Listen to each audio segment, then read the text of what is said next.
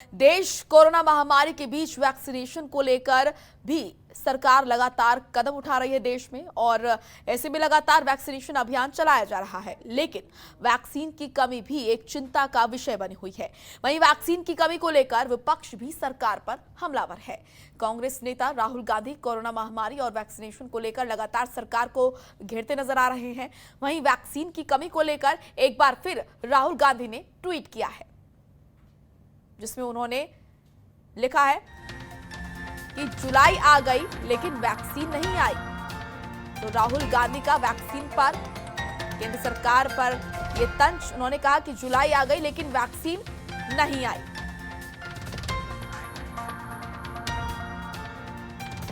तो साथ ही आपको बता दें कि राहुल गांधी के इस ट्वीट पर केंद्रीय स्वास्थ्य मंत्री डॉक्टर हर्षवर्धन ने पलटवार करते हुए तंज कसा है।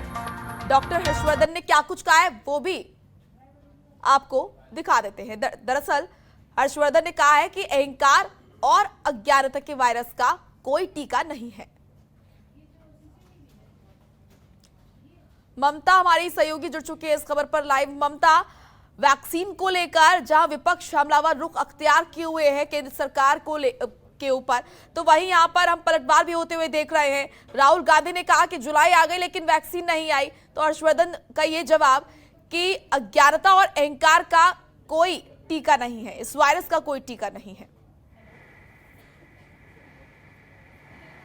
जी बिल्कुल मोनिका, देखिए जिस तरीके से देश भर में केंद्र सरकार की तरफ से टीकाकरण का मुहिम चलाया जा रहा है, उसको देखते हुए फिलहाल में टीकाकरण की कुछ कमी जरूर हुई है। इसी पर तंज कसते हुए राहुल गांधी ने केंद्र सरकार पर निशाना साधा है और साथ ही ये कहा है कि जुलाई आ गई लेकिन वैक्सीन नहीं आया है। लगातार विपक्षी दल जो है वैक्सीन को लेकर केंद्र सरकार पर निशाना साध रहे हैं और इसी के मद्देनजर देश के स्वास्थ्य मंत्री डॉक्टर हर्षवर्धन ने राहुल गांधी को जवाब देते हुए लिखा है, ट्वीट किया है उन्होंने कि अज्ञानता का कोई वैक्सीन नहीं है। क्या राहुल गांधी पढ़ते लिखते नहीं हैं?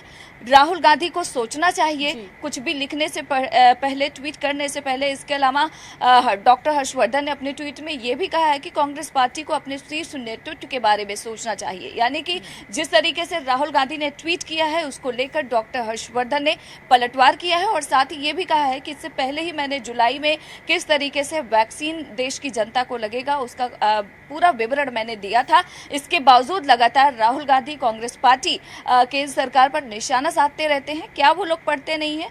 क्या उनको समझ में नहीं आता है? अज्ञानता का कोई वैक्सीन नहीं होता है। इस तरीके का ट्वीट जो है डॉक्टर हर्षवर्धन की तरफ से किया गया है। हालांकि देखा जाए तो जिस तरीके से जब से केंद्र सरकार की तरफ से वैक्सीन को लेकर नीति अपनाई गई है उसको लेकर लगातार कांग्रेस पार्टी सवाल खड़े करती रही है और साथ ही ये भी आरोप लगाती रही है कि केंद्र सरकार की जो वैक्सीन नीति है वो सही नहीं है। केंद्र सरकार को सोचने की जरूरत है।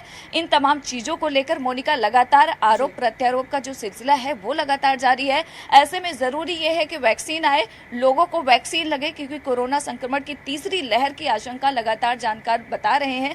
ऐसे में एकमात्र उपाय है कोरोना संक्रमण से बचने का, वो है वैक्सीन। हालांकि वो अलग बात है कि आरोप प्रत्यारोप का सिलसिला जो है वो लगातार जारी है। बिल्कुल, और ममता इसमें कोई दोहराई नहीं है कि पहले की तुलना में अगर हम आपकी तस्वीरें देखते हैं तो ऐसे में हम ये भी देख रहे हैं कि जो वैक्सीनेशन अभियान है उसमें तेजी आई है, काफी लोग जो है वो वैक्सीनेट भी हुए हैं। इस बीच विपक्ष का लगातार केंद्र सरकार को कटघरे में खड़ा करना, सवाल खड़े करना कहीं ना कहीं राजनीति नहीं दर्शाता है, क्योंकि हम लगातार शुरुआत से ही अगर देखें तो वैक्सीन जब आई थी तो उसको लेकर भी सवाल खड़े करना कि वैक्सीन तो ठीक नहीं है, वैक्सीन में ये है या वो है, इन तमाम तरह की बातें जो है विपक्ष के द्वारा की गई थी। लेकिन अब लगातार जो है यहाँ पर हम कहें कि अननेसेसरी यहाँ पर सवाल खड़े किए जा रहे हैं वैक्सीनेशन को लेकर। देखिए मोनिका, ये बात समझना पड़ेगा, विपक्षी दल हैं, कुछ तो करेंगे और ज़रूरी भी है कि वो भी अपना काम करते रहे ताकि केंद्र सरकार सही तरीके से अपना काम कर पाए। क्योंकि देखा जाए तो जिस तरीके से वैक्सीन को लेकर शुरुआत की गई थी, सबसे पहले जब वैक्सीन आया था, सबसे पहले भारत में ही बना था, उसको लेकर लगातार सवाल खड़े किए जा रहे थे कि क्या मोदी जी ने वैक्सीन लगवाई। समाजवादी पार्टी ने कहा कि ये बीजेपी की वैक्सीन है, हम नहीं लगवाएंगे, लेकिन बाद में सभी लोगों ने वैक्सीन लगवाई। और अब जो कांग्रेस पार्टी लगातार ये कहती थी कि मोदी जी की वैक्सीन है और क्या मोदी जी ने वैक्सीन लगवाई, तो अब कांग्रेस पार्टी खुद ये बात मान रही है कि वैक्सीन सबसे ज्यादा महत्वपूर्ण है कोरोना संक्रमण से बचने के लिए।